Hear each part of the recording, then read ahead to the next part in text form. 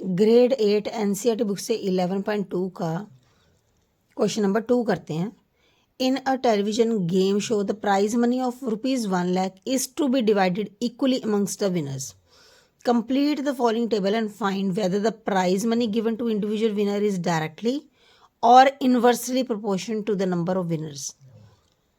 तो ये हमें गिवन है कि नंबर ऑफ विनर्स अगर 1 है तो पूरी की पूरी प्राइज मनी उस 1 विनर को मिल जाएगी। लेकिन अगर नंबर ऑफ विनर्स 2 आ गए, टाई हो गया, और नंबर ऑफ विनर्स 2 आ गए तो वही जो 1 लाख रुपए की मनी है वो दोनों बंदों में 50,000 करके डिवाइड हो जाएगी। और हमें पूछा है अगर नंबर ऑफ विनर्स 4 हो जाएं तो 5 हो जाएं, 8, 10 और 20 हो जाएं तो कितनी कितनी प्राइज मनी उनको मिलेगी। तो सबसे पहला क्वेश्चन उसने हमें ये पूछा है कि जो ये सम है वो डायरेक्ट है प्रोपोर्शन है या इनवर्स प्रोपोर्शन है। तो आप देख सकते हो कि जैसे जैसे विनर्स हमारे इंक्रीज हुए, अगर विनर इंक्रीज हो रहे हैं तो हमारी जो प्राइज मनी है वो डिक्लाइन हो रही है ना। पहले 1 विनर था तो 1 लाख रुपये इसको मिल गया, लेकिन अगर 2 विनर आ गए तो 50,000 ईच मिली है, दोनों को 50,000 मिले हैं। दैट मीन्स अमाउंट जो है वो डिक्लाइन होगी ना। तो ये कौन सा सम है? इनवर्स प्रोपोर्शन का सम है। इसका फॉर्मूला भी हमें पता है, x1 y1 is equal to x2 y2। तो हम क्या करेंगे, जो गिवन है हमें फर्स्ट नंबर, इसको हम x1 y1 लेंगे क्योंकि ये विनर्स को हम x मान रहे हैं और प्राइज मनी को हम क्या मान रहे हैं, y। तो ये x1 है, ये y1 है। तो आप जो मिसिंग नंबर है उसको ले लोगे x2 y2 फर्स्ट में, फिर इसको ले लेंगे x2 y2, फिर इसको ले लेंगे x2 y2। समझ गए ना, मतलब फर्स्ट और मिसिंग नंबर का हमने एक रिलेशन मेंटेन कर लेना है। तो यहाँ पे आप देख सकते हो कि फर्स्ट जो है 1 into 1 lakh is equal to 4 into y2। अगर नंबर ऑफ विनर्स y2 हैं, सॉरी नंबर ऑफ विनर्स 4 हैं, तो हमें प्राइज मनी फाइंड आउट करनी है। तो ये बन गया 1 लाख, ये 4 मल्टीप्लाई हो रहा है, जब ये ऑपोजिट साइड जाएगा तो ये डिवाइड हो जाएगा। डिवाइड होने के बाद 1 लाख को 4 से डिवाइड करोगे तो 25,000 विल कम। मतलब अगर winners will be 4 then prize money to each person will be 25,000। तो यहाँ पे मैंने देखो, आप देखो कि अगर विनर्स 4 हैं तो 25,000, टेबल साथ के साथ कंप्लीट कर देना है। ठीक है, नेक्स्ट है हमारा कि अगर जो विनर्स हैं वो 5 हो जाएं तो हम क्या लेंगे, इसको x1 y1 x2 y2। तो आप देख सकते हो कि ये x2 y2 है, यहाँ पे मैंने लिया y, x2 मैंने लिया 5 और y2 हमारा जो है वो मिसिंग है। तो 1 लाख को हमने क्या करना है, 5 से ये मल्टीप्लाई हो रहा है, इधर आके डिवाइड हो जाएगा। 1 लाख को जो 5 से डिवाइड किया था 20,000 आया। तो मतलब अगर विनर्स 5 हैं तो प्राइज मनी सभी को, ईच विनर को 20,000 मिलेगी, राइट। तो हमने ये टेबल कंप्लीट कर लिया। If winners will be 5, prize money will be 20,000। Next है हमारा कि अगर विनर्स 8 हो जाएं तो ये आप देख सकते हैं x1 y1 is equal to x2 y2। x1 और y1 सेम है, 1 इंटू 1 लाख, और ये विनर्स हमारे 8 है, प्राइज हमें मनी हमें फाइंड आउट करनी है। 8 को हम इससे डिवाइड कर लेंगे। अब 8 को 1 लाख से जब आप डिवाइड करोगे तो पहले इसकी कटिंग कर लेते हैं हम 2 के टेबल में। ये बन गया 4, यह सीधा ही डिवाइड कर लें 8 के टेबल में, 8 के टेबल में ही कर लेते हैं। ये बन गया 1, ठीक है, देन 2 25 एंड 00, तो ये बन गया 12,500। अगर विनर्स हमारे 8 हैं तो प्राइस हमारी कितनी बन जाएगी, 12,500। आप 1 लाख को सीधा 8 से भी डिवाइड कर सकते हो या इसकी कटिंग भी कर सकते हो। ठीक है, तो अगर विनर्स हमारे 8 हैं तो उनको प्राइज मनी कितनी मिलेगी, 12,500, राइट। तो अब हमारे 2 केसेस बचे जिसमें विनर्स हमारे 10 है और 20 हैं। तो आप देख सकते हो जब 10 है तो फॉर्मूला सेम है, x1 y1 is equal to x2 y2, और 10 यहाँ मल्टीप्लाई हो रहा है, डिवाइड हो जाएगा, 0 से 0 कटोगी 10,000 आ गई। तो प्राइज मनी जो है वो 10,000 हो जाएगी अगर विनर्स जो हैं वो हमारे 10 हो गए तो। 20 में चेक कर लेते हैं x1y1 is equal to x2y2, क्योंकि हम फर्स्ट में बता चुके हैं कि ये जो सम है वो इन्वर्स प्रोपोर्शन का है तो फॉर्मूला सेम रहेगा। 1 into 1 lakh is equal to 20 into y2, तो ये 20 जो है वो डिवाइड हो गया, ये 0 से 0 कैंसिल हो गई और 2 के टेबल में इसकी कटिंग हो गई, ये आ गया 5,000। अगर विनर्स 20 हो जाएंगे तो सभी 20 विनर्स को 5,000 जो हैं वो डिस्ट्रीब्यूट किए जाएंगे। तो ये था क्वेश्चन नंबर 2। अब हम करेंगे क्वेश्चन नंबर 3। क्वेश्चन नंबर 3 में आप देख सकते हो कि यहाँ पे लिखा है Rahman is making a wheel using spokes. Spokes क्या होते हैं? ये जो बीच में जो लाइंस है ना, ये स्पोक्स होती हैं, जैसे कि हमारे फ्लैग में भी हैं 24 स्पोक्स, वही है। He wants to fix equal spokes in each way that the angle between the pair of consecutive spokes are equal. Help him by completing the following table. अब आप देख सकते हो यहाँ पे है नंबर ऑफ स्पोक्स 4 हैं। अगर नंबर ऑफ स्पोक्स 4 हैं तो 90 डिग्री का एंगल बन रहा है, ठीक है। लेकिन जैसे ही उसने स्पोक्स को 6 किया, इंक्रीज कर दिया, तो एंगल जो है वो हमारा छोटा हो गया, ठीक है। अब आप सबसे पहले जो सम आपको आएगा, आपने उसमें ये ऑब्जर्व करना है कि ये डायरेक्ट प्रोपोर्शन का सम है या इन्वर्स प्रोपोर्शन का सम है। अब आप देख सकते हो कि इस सम में भी जो एंगल है, ये देखो एंगल जो है, ये स्पोक्स जैसे ही हमारी इंक्रीज हुई, हमारा एंगल जो है वो छोटा हो गया। तो यानी कि ये जो सम है वो कौन सा है? इन्वर्स प्रोपोर्शन का सम है, राइट। तो इसमें भी आप क्या करोगे? नंबर ऑफ स्पोक्स को x ले लेंगे, इसको y ले लेंगे। तो ये जो पहले वाला है ये बन जाएगा आपका x1 और ये बन जाएगा y1। जो मिसिंग है उसको आप ले लोगे x2 y2। तो फर्स्ट पार्ट में ये x2 y2 बन जाएगा, थर्ड में ये x2 y2 बन जाएगा और लास्ट में ये x2 y2 बन जाएगा। बस बाकी सम सेम है as we have done in second sum. ये देखो x1 y1 x2 y2।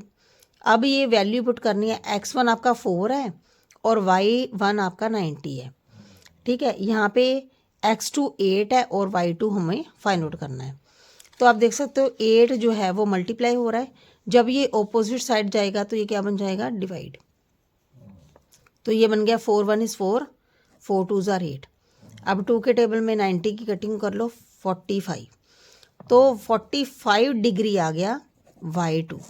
यानी कि अगर नंबर ऑफ स्पोक्स हमारी 8 हैं तो हमारा जो एंगल है वो कितना हो जाएगा? 45 डिग्री, राइट। नेक्स्ट है 10। अगर नंबर ऑफ स्पोक्स 10 हो जाएंगे तो x1 y1 सेम है हमारा, 4 एंड 90। ये देख सकते हो 4 एंड 90। लेकिन जो मिसिंग नंबर है मैंने उसको x2 y2 ले लिया। तो x2 हमारा 10 है, y2 हमें फाइंड आउट करना है। तो 4 इंटू 90, ये 10 डिवाइड हो जाएगा, 0 से 0 कैंसिल हो गई, 9 4 ज़ार 36। तो अगर 10 स्पोक्स हो गई तो एंगल मेरा कितना बन जाएगा? 30 डिग्री का। नेक्स्ट है third x1 y1 is equal to x2 y2। 4 into 90, 12 into y2। अब ये जो 12 है वो क्या हो जाएगा? ऑपोजिट साइड आके डिवाइड हो जाएगा। तो उसको कट कर लेते हैं। 4 1 इज़ 4, 4 3 ज़ार 12, 3 1 इज़ 3, तो 3 3 ज़ार 9। तो ये बन गया 30 डिग्री। यानी कि अगर नंबर ऑफ स्पोक्स हमारी 12 हो गई तो एंगल हमारा कितना बन जाएगा? 30 डिग्री। तो इसी के साथ हम जो है वो टेबल कंप्लीट कर लेते हैं।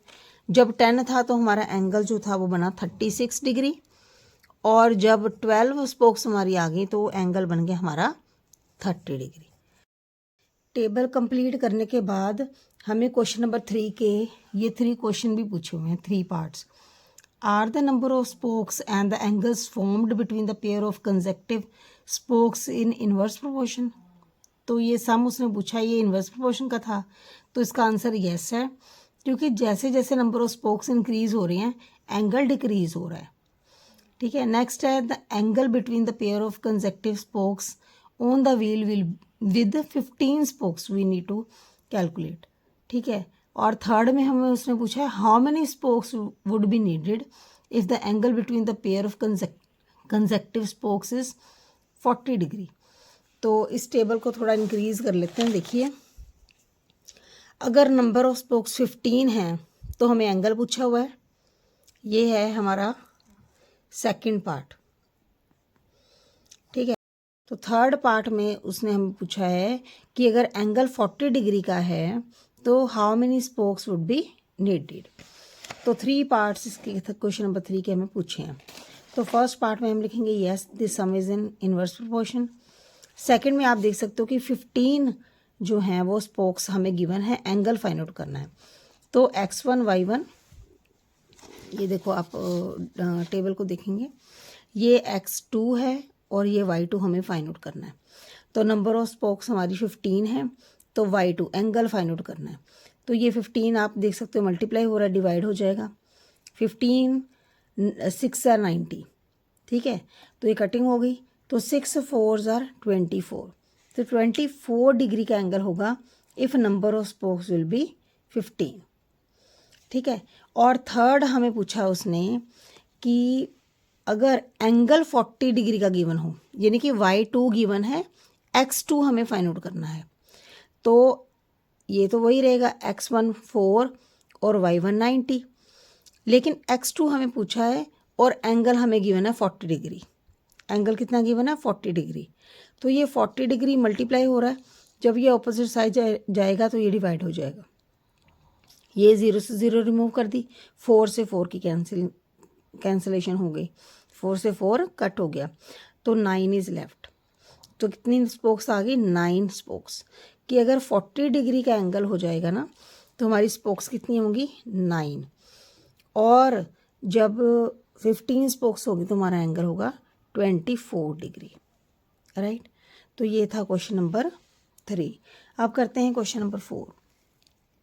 If a box of sweets is divided among 24 children, they will get 5 sweets each. अगर बॉक्स है स्वीट्स का 24 चिल्ड्रन में डिवाइड होगा तो हर बच्चे को, हर स्टूडेंट को, हर चाइल्ड को 5 स्वीट्स मिलेंगी। How many would each get if the number of children is reduced by 4। अगर ये चिल्ड्रन जो हैं वो 4 से रिड्यूस कर दिए जाएं तो उनको कितनी चॉकलेट्स मिलेंगी ईच चाइल्ड को। तो ये देखें, टेबल बनाते हैं, number of children and number of sweets that each child will get, ठीक है। अगर 24 चिल्ड्रन हैं तो 5 स्वीट्स मिलेंगी, लेकिन अगर 24 चिल्ड्रन में से 4 को रिड्यूस कर दिए जाएं, यानी कि 24 में से 4 को माइनस कर दिया जाए, रिड्यूस मैंने माइनस कर दिया जाए, तो नंबर ऑफ चिल्ड्रन क्या बचे? 20। तो उनको कितनी स्वीट्स मिलेंगी वो हमें फाइंड आउट करना है, ठीक है। यानी x1 y1 गिवन है, x2 भी गिवन है, लेकिन y2 we need to find out. तो ये इनवर्स प्रोपोर्शन का ही केस है, क्योंकि देखो अगर चिल्ड्रन कम हो गए तो नंबर ऑफ स्वीट्स नेचुरल है कि उनको ज़्यादा मिलेंगी, ठीक है ना। 24 चिल्ड्रन थे तो उससे 4 रिड्यूस करके 20 चिल्ड्रन तो हमारे पास आए हैं। तो इनवर्स प्रोपोर्शन में क्या आया? x1 y1, x2 y2। इसमें y2 इज़ मिसिंग। सारी वैल्यूज़ फाइंड आउट पुट करने के बाद 24 × 5 इज इक्वल टू 20 × y2। तो ये 20 मल्टीप्लाई हो रहा है, ऑपोजिट साइड जाएगा तो ये क्या बन जाएगा? डिवाइड। तो इसको कटिंग कर लेते हैं, 5 1 is 5, 5 4s are 20, 4 1 is 4, 4 6 are 24। तो y2 कितना आ गया? 6। यानी कि नंबर ऑफ स्वीट्स जो हैं वो अब कितनी मिलेंगी सबको? 6 स्वीट्स, ठीक है। पहले 24 स्टूडेंट थे तो सबको 5 चॉकलेट मिल रही थी। अब नंबर ऑफ चिल्ड्रन जो हैं वो 20 होने की वजह से जो ईच चाइल्ड है ही विल गेट 6 स्वीट्स। तो ये था क्वेश्चन नंबर 4।